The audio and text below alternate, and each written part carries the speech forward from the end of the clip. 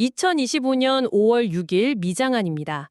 어제 미국 증시, 특히 기술주들이 좀 많이 흔들렸죠. 네, 맞아요. 하락폭이 꽤 컸습니다. 오늘 저희가 함께 살펴볼 자료들이 바로 이 부분을 다루고 있는데요. 어제 시장의 주요 지수 움직임부터 핵심 기술 기업들 주가 흐름, 또 채권 동향, 그리고 이게 글로벌 시장에 미친 영향이랑 전문가 분석까지요. 네, 자료들을 쭉 보니까 어제 시장의 맥을 짚어볼 만한 내용들이 많더라고요. 그렇죠. 이 자료들 통해서 어제 시장에서 정말 중요했던 게 뭐였는지, 그리고 이 정보가 우리 청취자분들께 어떤 의미가 있을지 한번 깊이 파고 들어가 보죠. 좋습니다. 자, 그럼 어디부터 볼까요? 먼저 어제 시장 전반적인 분위기부터 좀 짚어주시죠. S&P 500이 1.8% 빠지고 나스닥은 무려 2.6%나 하락했어요. 네, 기술주 중심의 매도세가 아주 거셌다는 신호죠. 다우존스는 상대적으로는 덜 빠졌지만 그래도 1.0% 하락했고요. 이 하락 배경에 대해서 자료들은 좀 복합적인 분석을 내놓고 있던데요. 네, 몇 가지 요인이 겹친 것 같아요. AI 관련주들 이거 너무 고평가 아니냐 이런 얘기가 좀 나왔고요. 밸류에이션 부담. 그렇죠.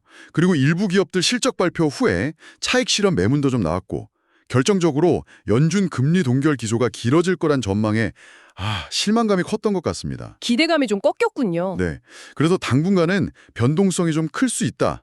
이런 점을 염두에 둬야 한다는 분석이 있더라고요. 그렇군요. 그럼 주요 기술주들 상황은 어땠나요? 특히 엔비디아 주가가 좀 조정을 받아서 그 50일 이동평균선 근처까지 내려왔다는 분석이 있던데요. 네, 맞아요. 엔비디아가 최근 며칠 좀 주춤했죠.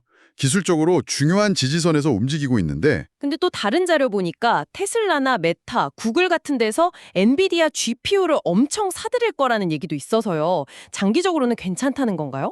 그게 좀 단기적인 시각과 장기적인 시각이 엇갈리는 부분이죠. 단기적으로는 과열됐던 밸류에이션이 좀 식는 과정으로 볼 수 있고요. 테슬라 같은 경우도 8월에 로보택시, 사이버캡 공개한다고 했는데도 주가는 좀 약했어요. AI 투자 때문에 GPU 8만 5천 개까지 늘린다는 건 좋은 소식이지만 당장의 실적 우려가 더 컸군요. 네, 그렇죠. 수로 둔화 우려 같은 게 있는 거죠. 메타도 비슷해요. 자체 AI 모델 확장하고 투자 엄청 한다고 발표는 했는데 그 비용 문제랑 메타버스 수익성 여기에 대한 의문 때문에 단기적으로는 조정을 받고 있다는 분석이 많았습니다. 기술주만 그런 건 아니었죠. 채권 시장 얘기도 있었는데요. 금리가 다시 올랐다고요? 네, 맞습니다. 미국 국채금리가 다시 좀 꿈틀거리면서 10년물 수익률이 4.6%대까지 올라왔어요. 그럼 채권 가격은 떨어졌겠네요. 그렇죠. 반대로 움직이니까요.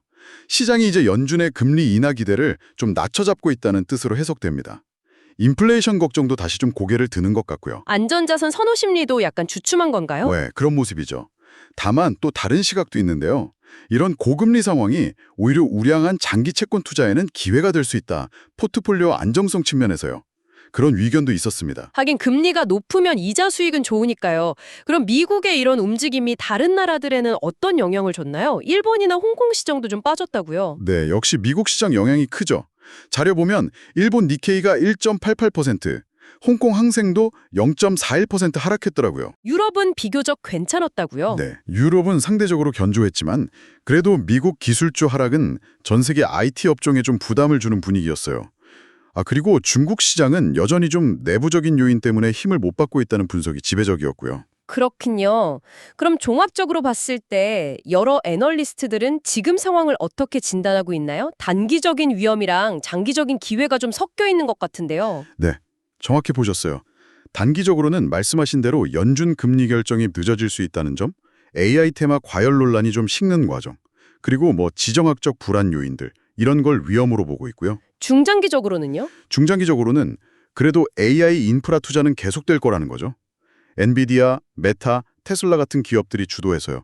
그래서 관련 기업들의 성장 잠재력 자체는 여전히 유효하다는 분석이 많습니다. 그럼 투자 전략은 어떻게 가져가야 할까요? 그래서 실적이 뒷받침되는 우량주 중심으로 좀 나눠서 투자하거나 아니면 변동성이 걱정되면 채권이나 배당주 비중을 늘려서 위험 관리를 하는 게 어떻겠냐 이런 제안들이 있었습니다. 네, 정리를 해보면 어제 미국 증시는 AI 고평가 우려, 또 연준 금리 정책 실망감 이런 것들이 겹치면서 기술주 중심으로 하락했다. 엔비디아, 테슬라, 메타 같은 주요 기업들은 단기 조정 압력 속에서도 장기 AI 투자는 계속하고 있다. 채권 금리는 오르고 글로벌 시장도 영향을 받았다. 이렇게 요약할 수 있겠네요. 네, 맞습니다. 여기서 우리가, 청취자신 당신이 한번 곱씹어 볼 만한 질문은 이거인 것 같아요. 시장은 단기적인 실적 우려나 비용 증가에는 굉장히 민감하게 반응하면서 주가를 끌어내리잖아요. 그렇죠. 그런데 기업들은 또 인공지능이라는 이 거대한 미래 트렌드에 대비해서 막대한 투자를 멈추고 있지 않고 있어요. 이 단기적인 시장의 변동성, 불안감과 장기적인 기술 발전의 잠재력 사이의 이 간극을 당신은 어떤 관점으로 바라보고 또 대응해 나갈 것인가 한번 고민해 볼 지점인 것 같습니다.